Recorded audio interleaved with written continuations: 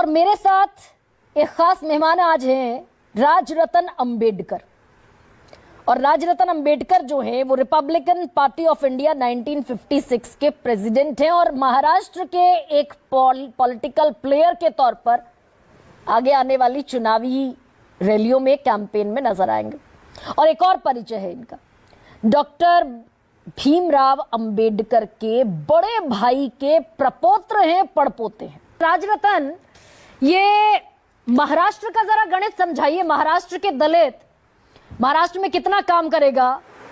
हरियाणा का फैक्टर चलेगा महाराष्ट्र में? दलितों की वापसी होगी बीजेपी के पास या फिर लोकसभा रिपीट होता हुआ दिखेगा? आप खुद एक कॉन्स्टिट्यूएंट हैं, खुद आप 60 सीटों पर चुनाव लड़ेंगे। जी हरियाणा के रिजल्ट के बाद उससे पहले कांग्रेस में एक ओवर कॉन्फिडेंस था कि अब हमें दलितों की जरूरत नहीं है और कोई भी रिप्रेजेंटेशन, मैं धनंजय क्या नाम है इनका, मिश्रा जी से कि उन्होंने जो बात कही कि कांग्रेस ने एक फेक नैरेटिव क्रिएट किया।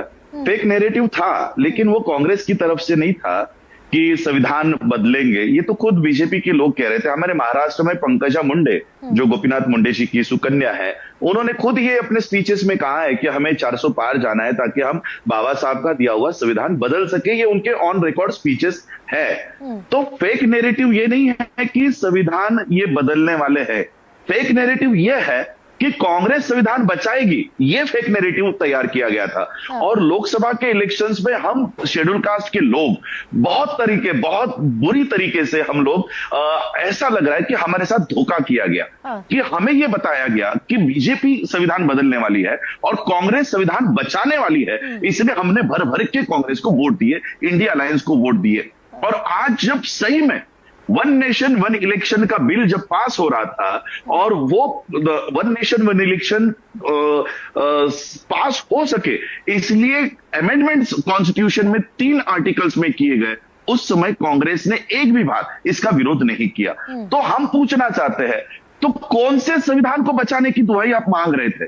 और आज जब इलेक्शंस महाराष्ट्र में लगी हुई है, हरियाणा का रिजल्ट आने से पहले किसी भी दलित को अप्रोच नहीं किया जा रहा था। फॉर एग्जांपल प्रकाश अंबेडकर को इन्होंने, चाहे वो संजय राउत हो या कांग्रेस के लोग हो, उन्होंने अपने दरवाजे ही बंद कर दिए थे कि हम इनको पूछेंगे ही नहीं, हमें अब इनकी जरूरत ही नहीं है। जब 40